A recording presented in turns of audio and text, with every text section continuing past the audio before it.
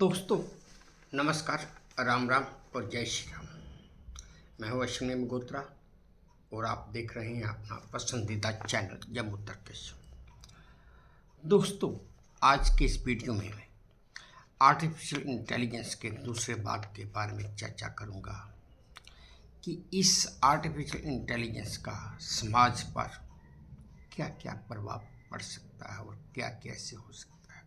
पहला तो नौकरियों में ही बदलाव शुरू हो चुका है, क्योंकि इस आर्टिफिशियल इंटेलिजेंस के कारण कई पारंपरिक नौकरियां तो ख़त्म ही हो गई हैं और आगे भी ख़त्म होती रहेंगी। लेकिन इसके साथ साथ नई नौकरियों का सृजन भी होगा, क्योंकि इस आर्टिफिशियल इंटेलिजेंस की तकनीक को चलाने के लिए नए कौशल की भी ज़रूरत होगी, जिसके लिए लोगों को या आने वाली जनरेशन को इसके बारे में कुछ पढ़ना भी पड़ेगा। स्वचालन और रोबोटिक्स के बढ़ते उपयोग से तो कामगारों के जो इंडस्ट्रीज में कामगार होते हैं, जो काम करते हैं, उनके काम करने के तरीके में तो पूरी तरह से बदलाव ही आ जाएगा।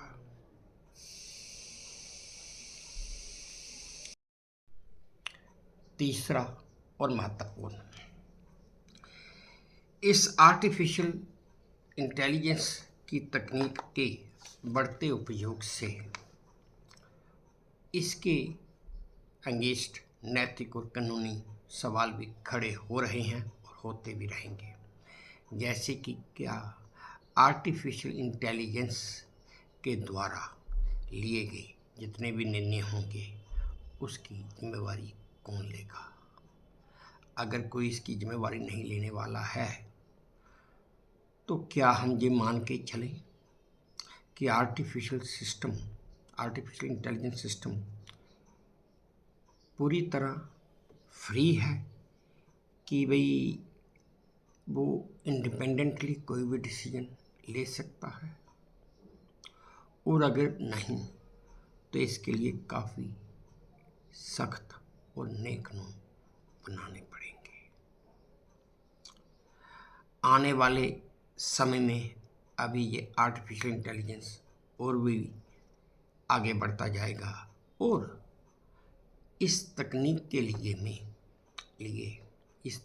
लिए मैं ये समझ रहा हूँ या मान के चलता हूँ कि आने वाले समय में ये मानवीय बुद्धिमत्ता को भी पीछे छोड़कर काफ़ी आगे निकल जाएगा। जब काफ़ी आगे निकल जाएगा तो इसके साथ इसके जोखिम भी बढ़ते ही जाएंगे। इसके जोखिमों में सबसे पहला तो डाटा सिक्योरिटी ही आता है, साइबर क्राइम आता है और भी बड़े आते हैं। चलिए हम इसी भाग में कोशिश करते हैं कि हम इस आर्टिफिशियल इंटेलिजेंस से होने वाले नुकसान का कुछ आकलन भी करते हैं। इस आर्टिफिशियल इंटेलिजेंस की वजह से साइबर क्राइम तो बढ़ेंगे ही और सर्विलांस का रिस्क भी बढ़ सकता है। सबसे बड़ी बात तो ये है कि इस तकनीक को एक इंसान ने ही बनाया है, और अगर ये सिस्टम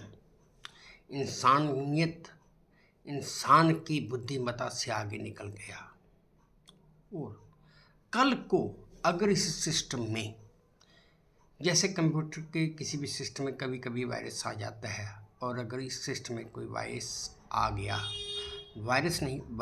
गया तो ये तकनीक आर्टिफिशियल इंटेलिजेंस की जो तकनीक है या जो सिस्टम है, ये गलत निर्णय भी लेना शुरू कर देगा। उन गलत निर्णयों की जिम्मेवारी किसके ऊपर होगी। जैसा कि आज की तारीख में इस आर्टिफिशियल इंटेलिजेंस सिस्टम में आमतौर पर जातीय और लिंग पूर्वाग्रह वॉइस होते हैं और ये फेस रिक्विजिशन तकनीक वाले लोगों की तुलना में गोरे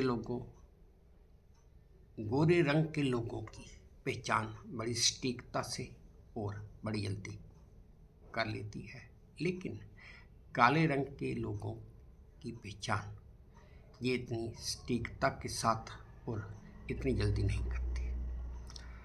और अगर ये सिस्टम रहा तो इससे तो नक्सलीय भेदभाव भी बढ़ेगा। और आर्टिफिशियल इंटेलिजेंस की किसी गलती के कारण अगर कोई दुर्घटना या मिसहैपनिंग होती है तो कौन जिम्मेवार होगा? आर्टिफिशियल इंटेलिजेंस के ज़्यादा इस्तेमाल करने से हम इंसानों की सोचने समझने की क्षमता भी कम होती जाएगी, क्योंकि हम तो पूरी तरह इसके ऊपर ही डिपेंड हो जाएंगे और हमें किसी चीज़ की सोचने की ज़रूरत ही नहीं पड़ेगी। इसलिए आर्टिफिशियल इंटेलिजेंस के विकास और उपयोग में संतुलन बनाए रखना भी जरूरी है।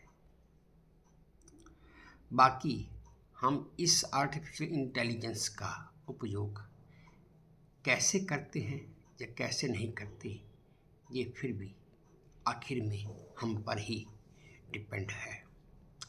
अगर हम चाहें तो इसका उपयोग हम मानवता और अपने अपने देश की भलाई के लिए भी कर सकते हैं। और अगर हम ही चाहें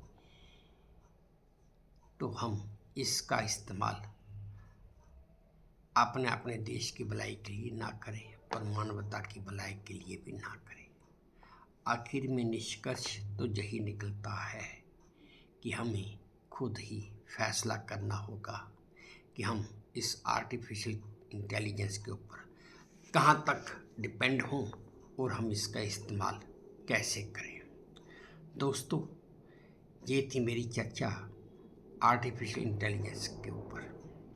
आखिर में फिर प्रार्थना है, चर्चा अच्छी लगी हो या ठीक लगी हो तो प्लीज़ मेरे इस चैनल को सब्सक्राइब भी कीजिएगा, लाइक भी कीजिएगा और आगे शेयर भी कीजिएगा। और हाँ, अगर आपको मेरी ये जानकारी अच्छी लगी हो या कोई कमी हो तो मेरे कमेंट बॉक्स में आपने कमेंट देकर मुझे ये भी बताइएगा कि मेरी कहाँ पे कमी रह गई, ताकि मैं आने वाली वीडियो में इसका सुधार भी कर सकूं। धन्यवाद।